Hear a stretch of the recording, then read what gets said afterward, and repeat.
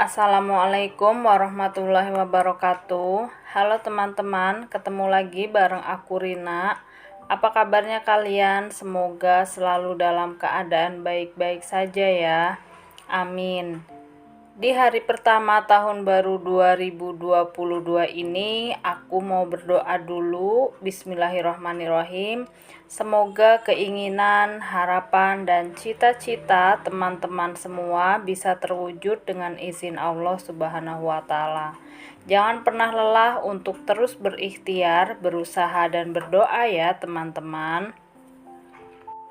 Nah, mumpung masih di hari pertama, di awal bulan, siapa nih yang belum budgeting? Yuk kita bareng-bareng melakukan budgeting bulanan supaya keuangan kita makin tertata, kitanya makin tenang dan gak gerada-geruduk.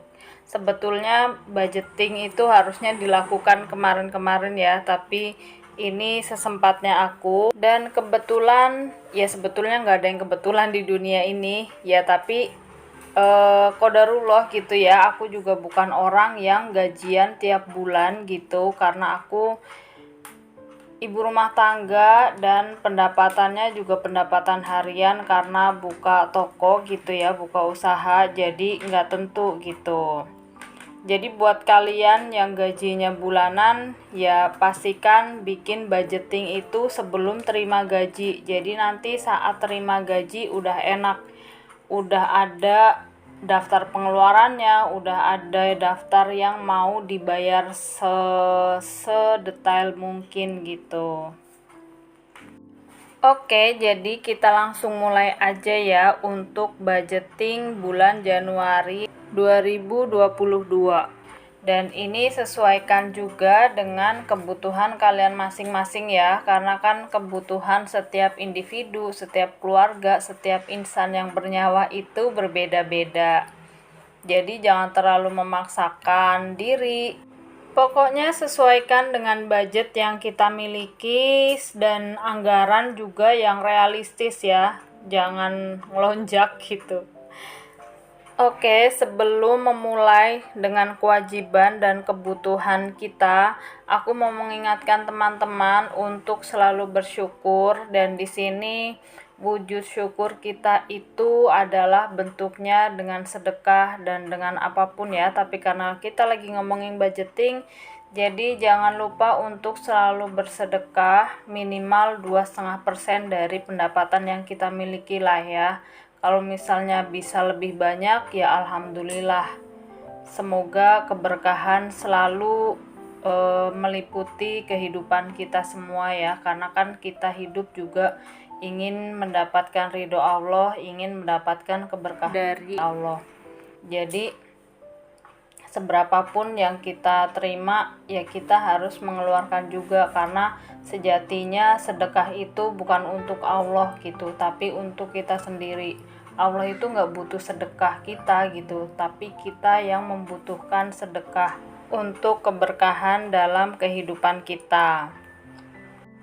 Oke, langsung aja ya dengan daftar kewajiban yang akan aku catat di sini. Aku tulis pertama itu listrik, terus sama PDAM. Nah, untuk listrik ini aku agak tinggi ya, budgetnya 300, karena yang bulan kemarin, bulan Desember itu aku kena 290-an, jadi budgetnya agak aku naikin sedikit.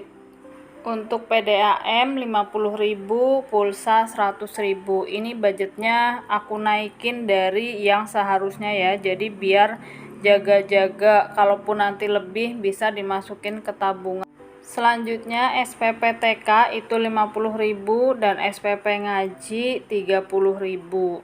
Jadi total semua kewajiban yang harus dibayarkan itu adalah 530.000.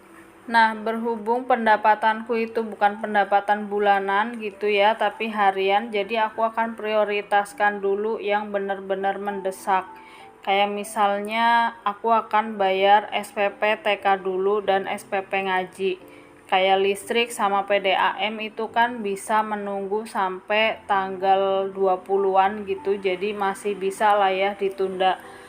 Tapi bukan maksud hati ditunda karena sengaja ya, tapi kan masih butuh untuk nabung biar bisa cukup untuk bayar kebutuhan kayak listrik dan airnya.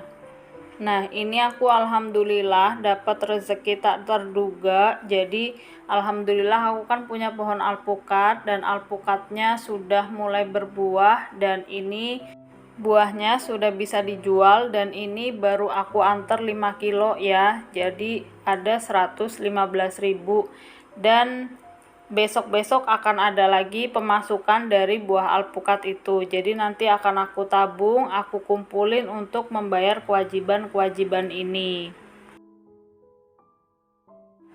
Selanjutnya adalah daftar kebutuhan. Kebutuhan ini meliputi kayak beras ya, tapi alhamdulillah aku beras itu masih ada 1 karung itu bantuan dari kelurahan dapat 20 kilo. Jadi bulan ini gak beli beras, alhamdulillah ya. Selanjutnya adalah budget untuk belanja bulanan itu 200.000. Sebelum-sebelumnya itu aku nggak tentu ya belanja bulanan, tapi 2 tahun terakhir ini sejak COVID itu hampir tiap bulan aku diajak sama ibu mertua untuk belanja kebutuhan di supermarket.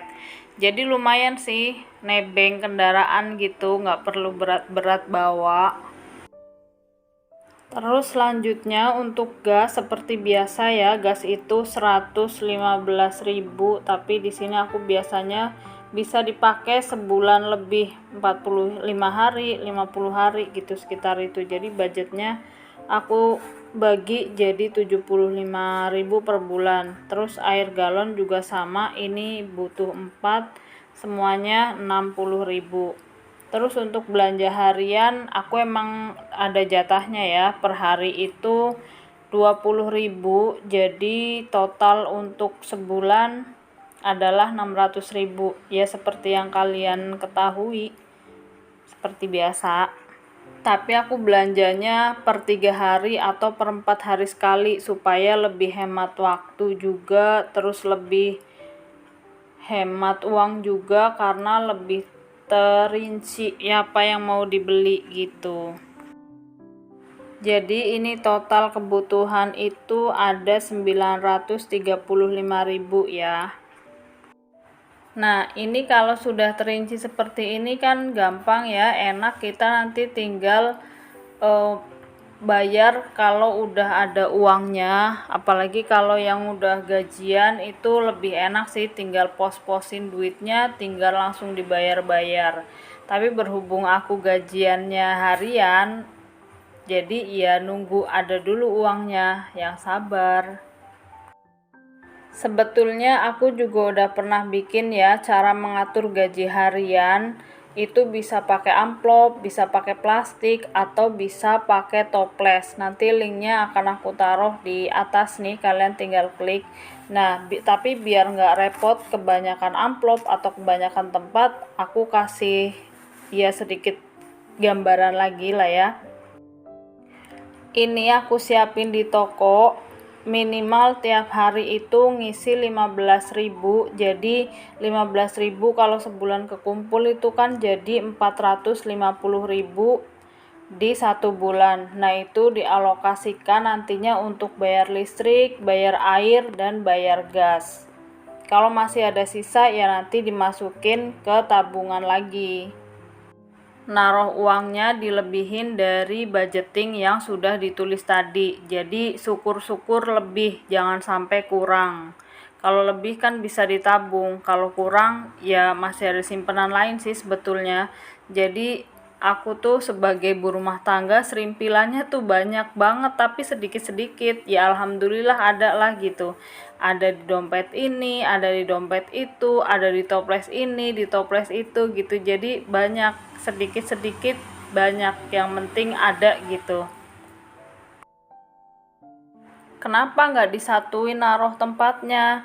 Khawatirnya itu kalau di satu tempat, kalau misalnya hilang ya udah hilang semua. Tapi kalau misalnya di banyak tempat, ya nauzubillah bisa sampai hilang ya. Semoga sih nggak sampai hilang gitu. Tapi kalau misalnya di banyak tempat kan misalnya hilang di satu tempat gitu, misalnya ada tuyul kah, ada apakah, jadi nggak hilang semua gitu.